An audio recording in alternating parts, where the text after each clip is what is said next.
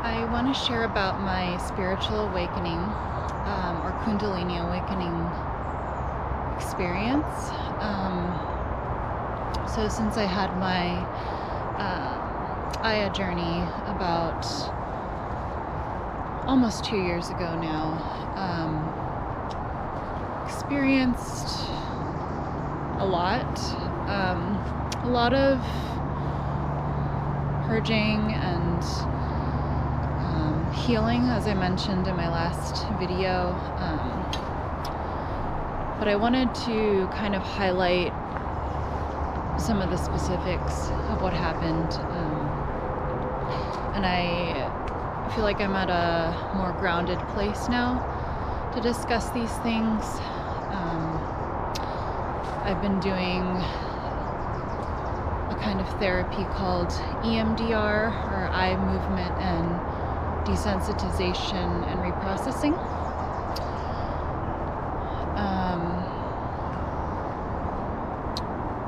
And I feel like when I first I think my awakening actually started before my Aya journey, because I was already processing a lot with my therapist, but also on my own. Just writing a lot of poetry, really just communing with nature, really since 2020, since the pandemic, since I started farming. Really built a good foundation for me to explore these deeper topics in a way that was, I felt, in relationship with the land. And so obviously the Aya journey was very intense. I would even argue somewhat traumatizing, because it was a beautiful experience, but it was also very life-changing. And I noticed that shortly after the ceremony, I became very obsessed with spirituality. So I bought a lot of tapestries. I set up an altar. I was very dedicated to kind of expressing myself spiritually, and part of that was, I believe it started before the Aya journey, but I was engaging in a lot of deep research, like online research, YouTube, blogs, books, really anything I could, even workshops and things, anything I could get my hands on, about many different kinds of spirituality. So not just my ancestral spirituality, which is more based in Buddhism, Taoism, Confucianism, Chinese folk religion, but also I became very interested in Hinduism, attended a lot of kirtan, which is a type of, in the Bhakti yoga tradition, a call and response kind of. It's very therapeutic. It's a very beautiful type of singing, yoga, sound baths, things like that. And I became very interested in occultism, Western occultism, just exploring, very deeply exploring these topics, which I think was actually overall healthy, because it's something that I repressed for a long time or didn't really give myself access to. I had been raised by a biology and chemistry teacher, so very much Western scientific mindset, and prided myself on being an atheist for a very, very long time. And with Aya, it really exploded my consciousness in a way that I was sort of able to reclaim my definition of consciousness, of existence in my own way.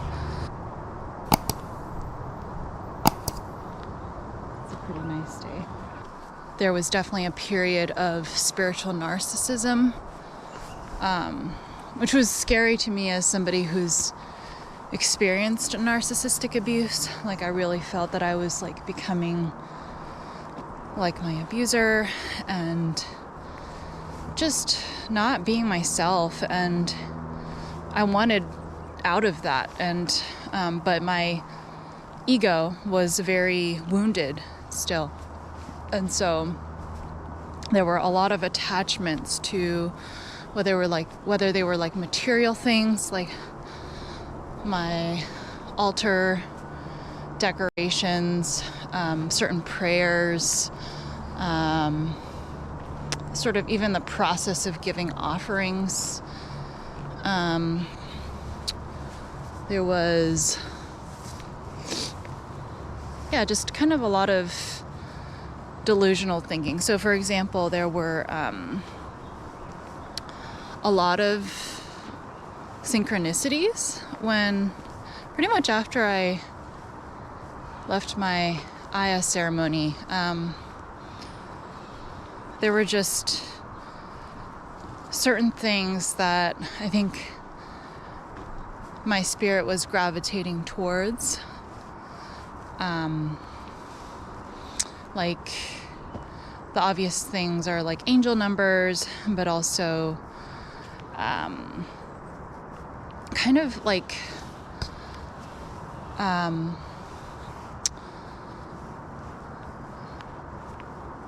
old memories of things. So like one example is I had a memory from childhood of like seeing opossums or discussing opossums, and then I pulled up behind a car near my elementary school, and there was a license plate that said opossum on it, and that was like kind of during that time when I was processing a lot of childhood memories. Karma and things like that are just energies that are kind of almost like constricting you or wrapping around you. And I noticed that there were certain circumstances that were presented to me where I had a choice, and it was obvious, which choice would be better for my karma, or what was better, like who I wanted to be. And I just kept making those correct choices, and that was a way for me to unravel my karma and sort of like, I just would describe it as kind of loosening up the I guess maybe quantum field around me. A lot of energetic purging. I think I mentioned this in the last video already, but there have been a lot of almost like energetic imprints that come up as memories. So, for example, during my Aya ceremony, there was a memory of a peacock that I had seen in a Canadian mall when I was very young. And it just wasn't something I thought about day to day, and it came up. I've heard that with Aya, Kundalini can be awakened quite easily. And basically what Kundalini is, from my understanding, is that it's a primal Shakti life force from the base of your spine, so your sacrum, It's curled up like a snake and it's dormant until it is released. And it can be released by, psychedelics, in my case, and also intense trauma, also in my case, or I think also like advanced forms of meditation, and if you've been practicing for a long time. So it's not something I intended on, but I did notice after my Aya ceremony there were kind of like sparks. I felt sparks coming from the base of my spine, like little sparks, almost like electricity, and that was the only time I really felt it. And then I felt like a little buzzing in my ear. Just wanting to share that it was a very, very turbulent year. There was a lot of purging on so many levels, just memories coming to the surface, like I mentioned. I was singing a lot, just moving energy through my body, I guess through the chakra system and through movement. I took dance and Tai Chi. But yeah, I really had to process my trauma in order